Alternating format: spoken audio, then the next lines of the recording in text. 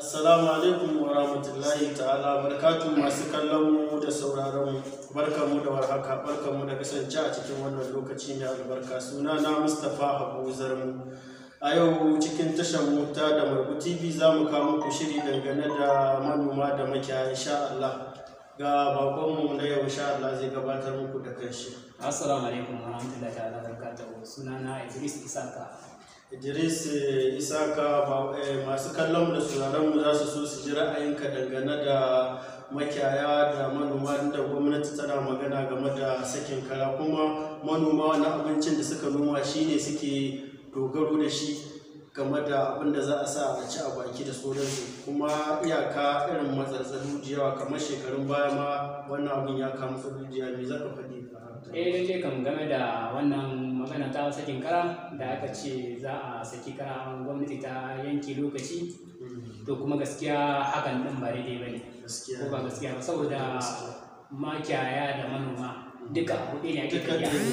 Saboda shi manomi shi yana tamaka ne da amfanin gonar shi, kuma saboda nan amfanin gashi wani wake da sauransu duka da dawa wanda sassi da nuna ba har yanzu da sauransu.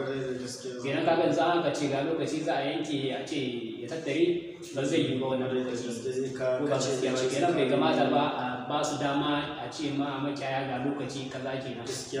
To wannan shi ke ba da hanya kenan wanda za a tashi ana tashe-tashen hankula tsakanin makiyaya da yawa. To kenan ka gani, to yana da kyau kenan shi hukuma kar ta yi sauki yanke ma manoma lokaci haka, saboda gaggautawa ne abinci bai nuna ba, wani bai kai ba inda za a ce a tattara shi. Dan kamar su wake da saura hayo da kuma abinci ma amfani ba a same shi sosai kamar yadda za a gabata. To kenan ka gani bai dace ba a ce an saki kara a wannan lokaci, kuma mutum amfanin ka bai nuna ba ka je ka ce ka tattare shi, ko ba gaskiya ba. Yawwa dan kamar makiyaya wuri su shiga, kenan wannan ba wannan gaba ne kenan, ko ba gaskiya ba.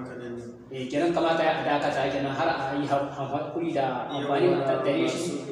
Yawwa su tattare kenan ba a samu amfani ba, yawwa ba a samu amfani sosai ba, kenan kamata ya jira kenan a yi jinkiri wake da hatsi da wannan da dawa.